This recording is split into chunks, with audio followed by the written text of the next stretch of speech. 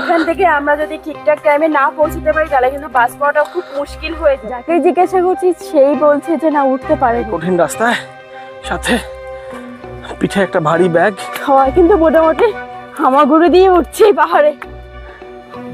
এতে এক বালতি ঘাম হয়ে যাবে। ওই যে দূরে ওই যে উঁচু পাহাড়, বুনো শুয়োর এবং বাদরের উপদ্রব রয়েছে, খুব সাবধানে যেতে হবে পিয়া। সরু কিন্তু। হ্যাঁ, আরে বাবারে বাবারে, অলমোস্ট 3.5 ঘন্টার বেশি সময় লাগলো উঠতে এবং নামতে। প্রথম পর্বে আপনারা দেখেছিলেন বাঁকুড়া থেকে লোকাল বাসে কিভাবে শুশুনিয়া পাহাড়ে আসতে হয়, সাথে দেখেছিলেন শুশুনিয়া পাহাড়ের পাদদেশে অবস্থিত বেশ কিছু মন্দির। প্রথম পর্বে আপনাদের থেকে যথেষ্ট ভালোবাসা আমরা পেয়েছি, তাই দ্বিতীয় পর্বটি নিয়ে আসলাম, কিন্তু আমরা আন্তরিকভাবে দুঃখিত যে এটা প্রকাশ করতে অনেকটাই দেরি হয়ে গেল। এই হচ্ছে শুশুনিয়া পাহাড়ের রাস্তা। আমরা আস্তে আস্তে উঠবো এখান থেকে। সামনে দেখুন সবাই উঠছে আর পেছনে পেছনে আমরা উঠছি। এখানে রাস্তা মোটামুটি ঠিক আছে। রিসেন্ট আমাদের পাহাড়ে ওঠার অভ্যাস কিন্তু হয়ে গেছে। এই দেওঘরে আমরা কদিন আগে গিয়েছিলাম, সেখানে আমরা প্রথমে নন্দন পাহাড়ে গেলাম, তারপরে তপোবন পাহাড়, ত্রিকুট পাহাড়ে গেলাম। তাই এখন অতটা কষ্ট হচ্ছে না, কষ্ট একটু তো হচ্ছেই, কিন্তু আমরা ইউজ টু হয়ে গিয়েছি। আর এই পাহাড়টাতে কিন্তু দেখো যে ছোট ছোট যে পাহাড়ের টুকরোগুলো বেশি আছে। হ্যাঁ, পাথরের টুকরোগুলো তো না।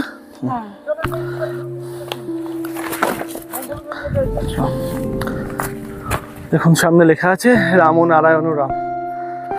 সামনে চা, কফি, শরবত ইত্যাদি বিক্রি হয়। অনেকগুলো দোকান আছে। লেবু শরবত দেখা যাচ্ছে 10 টাকা, লিকার চা 5 টাকা, লেবু চা 10 টাকা আর কফি 10 টাকা, কিন্তু আজকে বন্ধ আছে। রাস্তাটি প্রচন্ড খারাপ, এই দেখুন পুরো, আর বিশেষ করে পাথরগুলো ছোট ছোট, সেজন্য উঠতে একটু কষ্ট হচ্ছে। পাহাড়ের রাস্তাও যে রাস্তাই হোক না কেন, সেই রাস্তাতেই আপনার কষ্ট হবেই হবে। তুমি বুঝতে পারছো? এই দেখাচ্ছি আপনাদের, দেখুন এই যে এখনো ওরকম উপরে উঠতে হবে। কত বললেন? Almost 1.5 kilometre.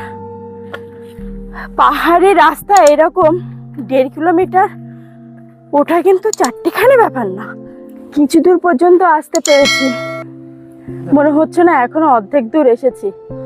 যাকে জিজ্ঞাসা করছি সেই বলছে যে না উঠতে পারেনি। তবে হ্যাঁ, লাস্টে একজনকে জিজ্ঞাসা করলাম, সে বললো যে না উঠতে পেরেছি। তো আমরা বুঝতে পারছি না যে আমরা লাস্ট অব্দি উঠতে পারবো কিনা। ঘেমে গিয়েছি এতক্ষণ ওঠার পরে, তাই এখানে একটু বসে জিরিয়ে নিচ্ছি। প্রচুর গরম লাগছে, পাতলা জামা পরা সত্ত্বেও। এই দেখুন, এই যে পেছনে পিয়া একটু এগিয়ে গিয়েছে আর আমি একটু রেস্ট নিচ্ছি। বয়স হয়ে গেছে তো এই জন্য। ভাই পুরোটা উঠলে? হ্যাঁ। একজন ভাইকে আমরা সামনে পেলাম, সে অলরেডি উঠেছিল, বললো খুব স্পিডে গেলে আর মিনিট 15 মতো লাগবে। আমরা অনেকটাই উঠে এসেছি, তো এখানে উঠতে গেলে 1 থেকে 1.5 ঘন্টা সময় নেয়। পিয়া এদিকে আছো? হাই বলেছো? তুমি অনেকটা এগিয়ে গেছো তো। আসছি, বয়স হয়ে গেছে তো, আস্তে আস্তে আসছি।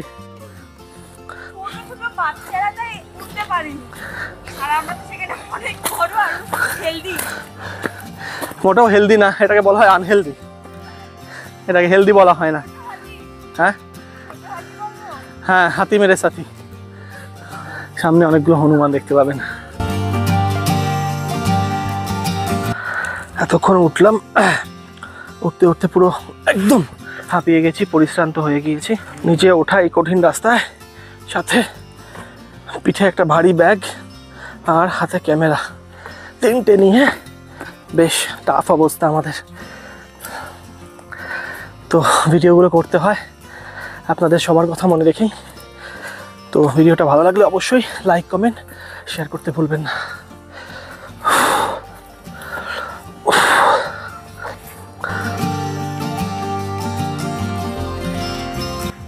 আবার কিছুক্ষণ বিশ্রাম নিয়েছিলাম।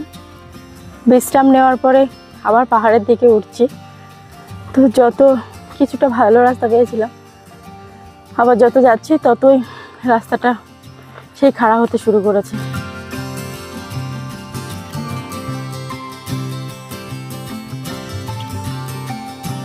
এই দেখুন সামনে দেখতে পাচ্ছেন শহর, এই যে আমার হাত দেখা যাচ্ছে কিনা জানি না, এই যে এই দিকটাতে শহর।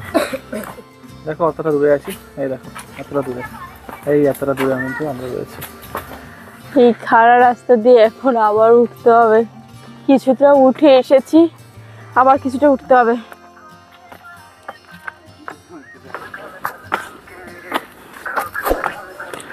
সাবধানে।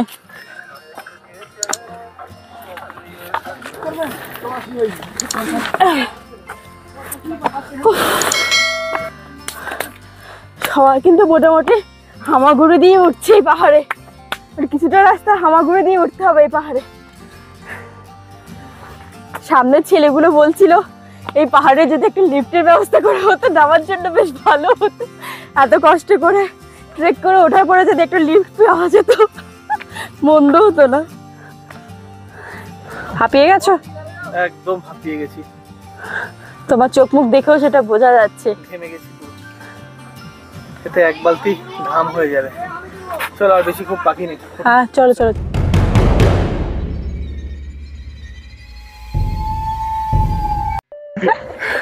বমি করে দিয়েছে, আর সিনটা দেখ, সিনটা পরে দেখবি, আগে ওপরে উঠুক তারপর। হ্যাঁ চ্যানেলের নাম ভ্রমণ কাহিনী অফিসিয়াল।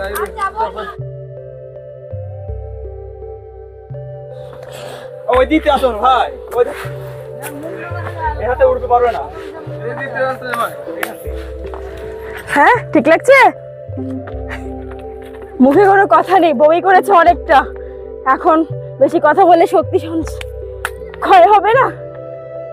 ফাইনালি কাছাকাছি, নিচে থেকে উপরে ওঠার পরে যখন এরকম একটা জায়গা দেখতে পেলাম তখন মনে হলো যে না একদম ডেস্টিনেশন পয়েন্টে পৌঁছে গিয়েছি। এত দূর ওঠার পরে এখন নাকি যেতে হবে আবার ওই যে দূরে, ওই যে উঁচু পাহাড় দেখা যাচ্ছে, ওই যে ওই পাহাড়ের ওখানে রোটায় নাকি ওখানে নাকি কৃষ্ণ মূর্তি রাখা আছে। চলো এখনো তো যেতে হবে। বোকা হয়ে গেলাম, পাহাড়ের উপরে উঠেই ভাবলাম যে না চলে এসেছি। ও না না, কোনটা ট্রেক করছে যে ওই যে দূরে, আপনারা হয়তো বুঝতে পারছেন ওখানে ট্রেক করছে, কিছু মানুষকে দেখতে পাচ্ছেন ওই যে।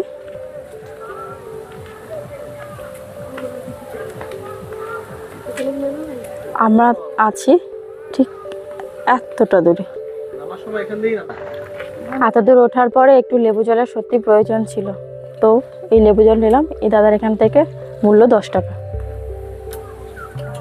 শুশুনিয়া পাহাড়ের ওপর এই হয়েছে ভিউ পয়েন্ট, কিন্তু ভিউ পয়েন্টটার লাস্ট পার্টটা এখনো তৈরি হয়নি, যার জন্য ওপরে ওঠা যাচ্ছে না। সিঁড়ি না থাকায় আমরা দুজন ওপরে উঠতে পারিনি। রাস্তায় দেখা হওয়া আরও 2 পর্যটক ভাই অনেক চেষ্টার ফলে ওপরে উঠতে সক্ষম হয়েছিল। আমাদের অনুরোধে একজন ভাই ওপরে ওঠার সময় আমাদের মোবাইল ক্যামেরাটি সাথে নিয়ে উঠেছিল এবং উপরে গিয়ে সারা শহর এবং চারিদিকের পরিবেশ কেমন লাগে ওয়াচ টাওয়ার থেকে সেটার কিছুটা ফুটেজ তুলে দিয়েছে, সেটা আপনাদের সঙ্গে এখানে শেয়ার করলাম। এই 2 ভাইকে আমাদের চ্যানেলের পক্ষ থেকে অসংখ্য ধন্যবাদ। এখানে কিন্তু বুনো শুয়োর এবং বাদরের উপদ্রব রয়েছে, আর পাহাড়ে কিন্তু প্রচুর জীবন্ত জীবাশ্ম পাওয়া যায় আগেকার দিনের প্রাণীদের, বাঘ, সিংহ, হায়না, এরকম অনেক প্রাণী রয়েছে যারা কয়েক হাজার বছর আগে মারা গিয়েছিল এবং পাথরে বিলীন হয়ে গিয়েছে, এবং তার জীবাশ্ম বা ফসিলস এখনও কিন্তু এই পাহাড়ের পাথরের খাঁজে খুঁজে পাওয়া যায়। খুব সাবধানে এগোতে হবে পিয়া, সরু কিন্তু, হ্যাঁ মাথাগুলো খুব সরু, যদি অসুবিধা হয় জুতো খুলে নিতে পারো। ঠিক আছে দেখছি। নামি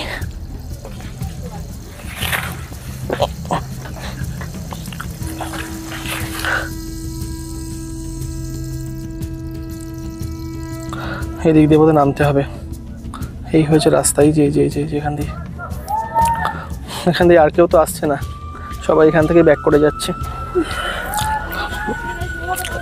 বাবা কেউ আসছে না, আমরা একমাত্র যাচ্ছি। চলো দেখি যেতে পারি কিনা। আমি আমার জীবনে এতগুলো পাহাড় কখনো একসাথে ট্রেক করিনি, এই প্রথম। নামো। আরে বাবারে বাবারে বাবা।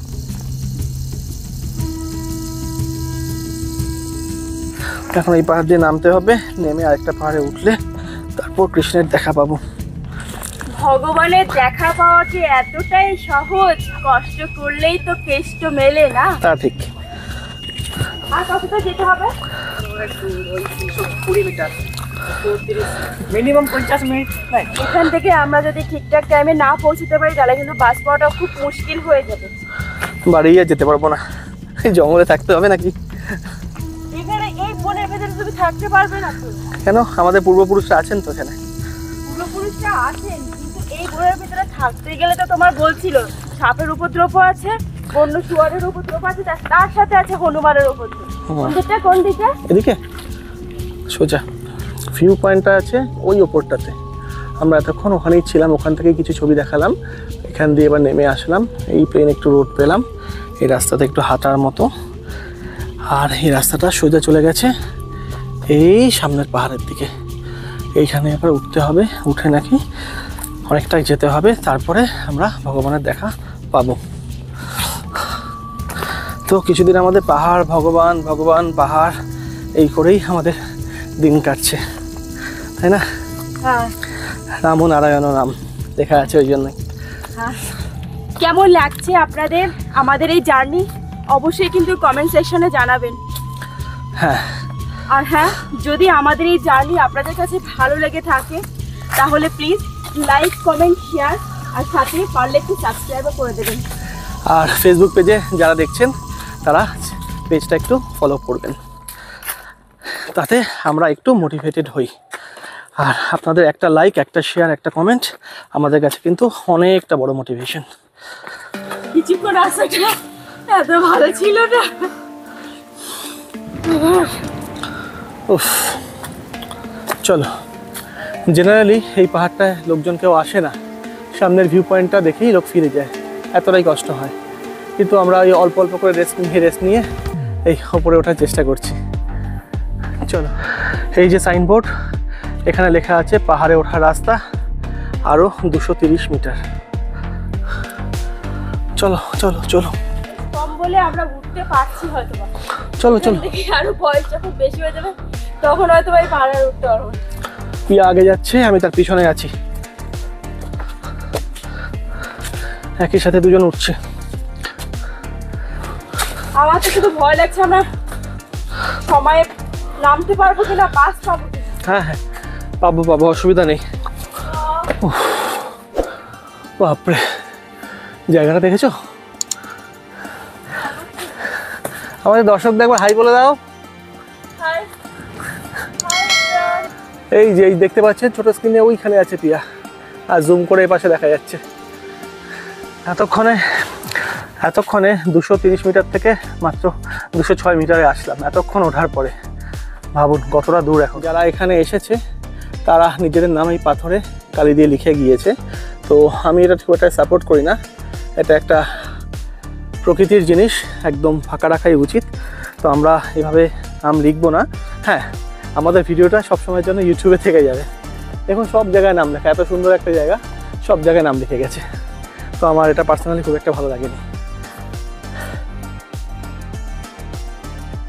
আমরা বেশ অনেকটাই পথে এসেছি, আর অল্প একটু পথ যেতে হবে। কারণ এই পাহাড়ের কথা আগে এতটা ইন ডিটেলসে আপনারা হয়তো অন্য ভিডিওতে কম পাবেন। আমরা যত সম্ভব চেষ্টা করি প্রত্যেকটা ভিডিওতে একটু ইনফরমেশন দেওয়ার জন্য, যাতে আপনাদের সুবিধা হয় যে আপনারা উঠবেন কি উঠবেন না। একটা ভিউ পয়েন্ট, এই যে এই দেখুন, একটা ভিউ পয়েন্ট, মানে আমরা দ্বিতীয় স্টেপে দ্বিতীয় পাহাড়ের ভিউ পয়েন্টে চলে এসেছি। কুয়াশা বা ঘোলার জন্য দেখা যাচ্ছে না, ধোঁয়াশার জন্য নিচে। হ্যাঁ, এবার আমাদের আবার এই পথ দিয়ে যেতে হবে।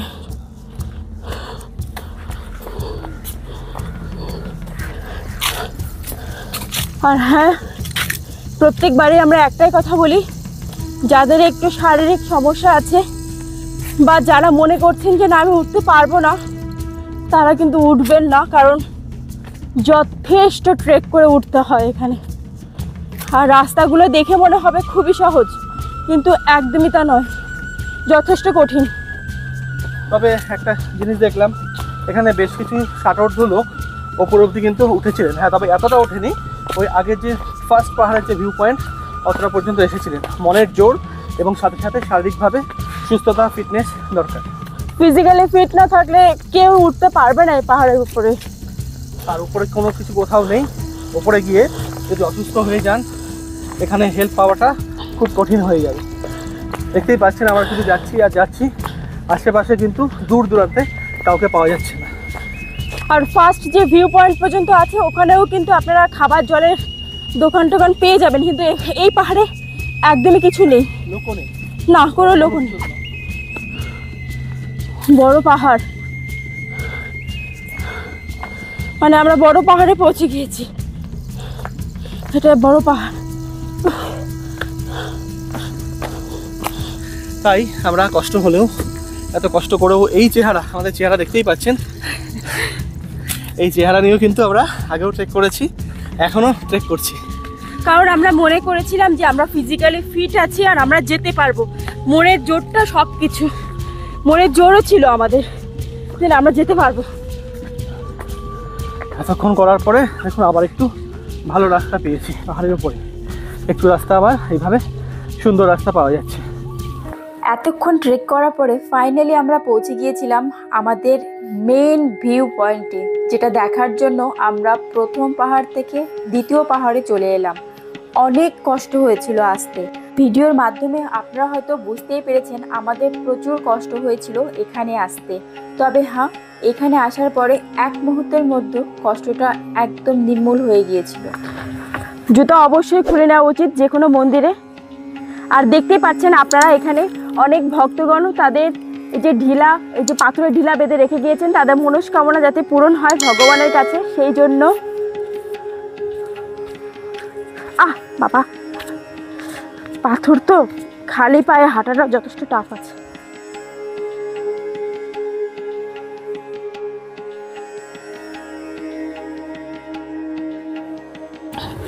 ভগবানকে দেখার জন্যই এতটা দূর কষ্ট করা।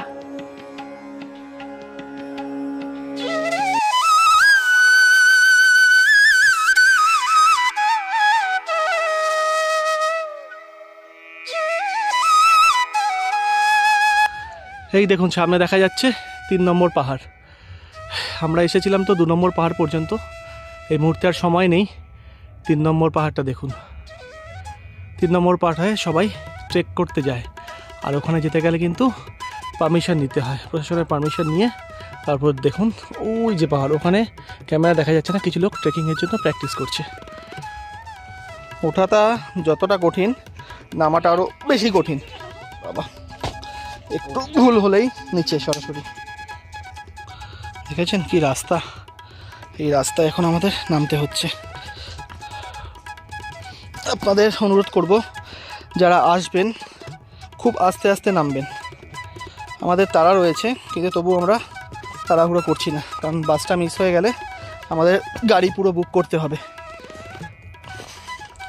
একদম পাথরগুলো দেখবেন একদম সরু সরু, ঢুকে গেলে একদম সমস্যা হয়ে যাবে। আমরা এখন প্রায় নেমে এসেছি নিচের দিকে। শুরু করেছিলাম প্রায় 1:45 নাগাদ, আর এখন বাজে 4:31। অলমোস্ট 3.5 ঘন্টার বেশি সময় লাগলো উঠতে এবং নামতে।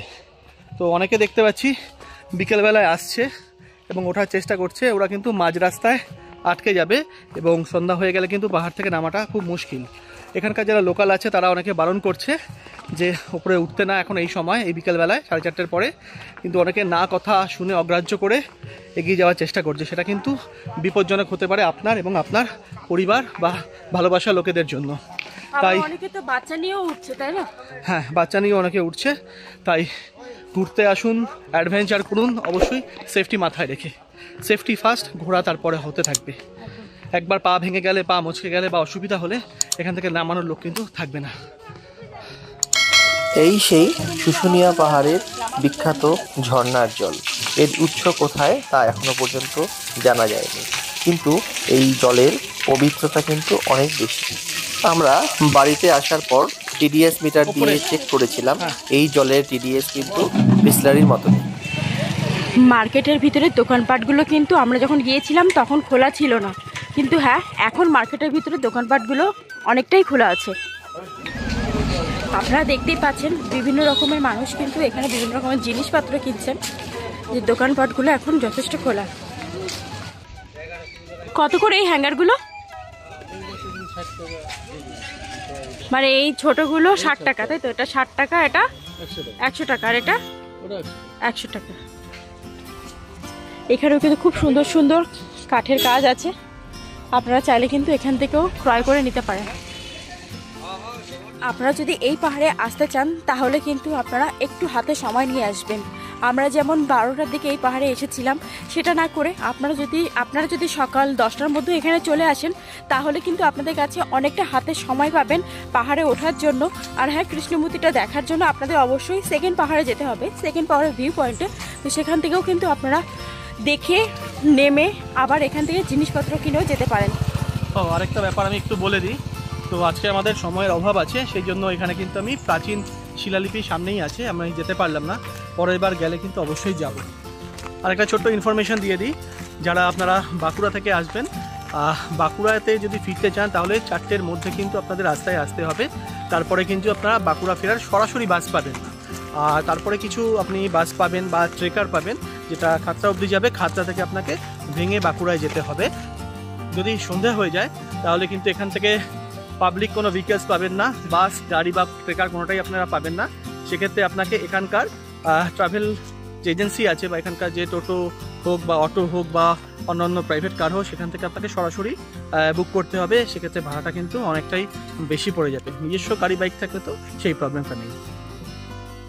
আমরা যাওয়ার সময় গিয়েছিলাম এই পথ দিয়ে, এই যে এই পথটা দিয়ে আমরা যাওয়ার সময় গিয়েছিলাম, কিন্তু আপনারা চাইলে কিন্তু এই যে এই বোর্ডে লেখা আছে ট্রেকিং রুট, আপনারা কিন্তু এই সাইড দিয়েও যেতে পারেন। আজকের মতো ভ্রমণ কাহিনীর শুশুনিয়া পর্ব এখানেই শেষ হচ্ছে। দেখা হচ্ছে পরবর্তী এক পর্বে। ততক্ষণ আপনারা ভালো থাকুন, সুস্থ থাকুন আর আমাদের সাথে থাকুন। আর হ্যাঁ, আরেকটা কথা প্রতিবারই বলি, আবারও বলছি, আমাদের একটু মোটিভেট করার জন্য লাইক, শেয়ার আর সাবস্ক্রাইব করুন, আর ফেসবুক পেজে অবশ্যই ফলো করবেন। প্লিজ পাশে থাকবেন। বাই।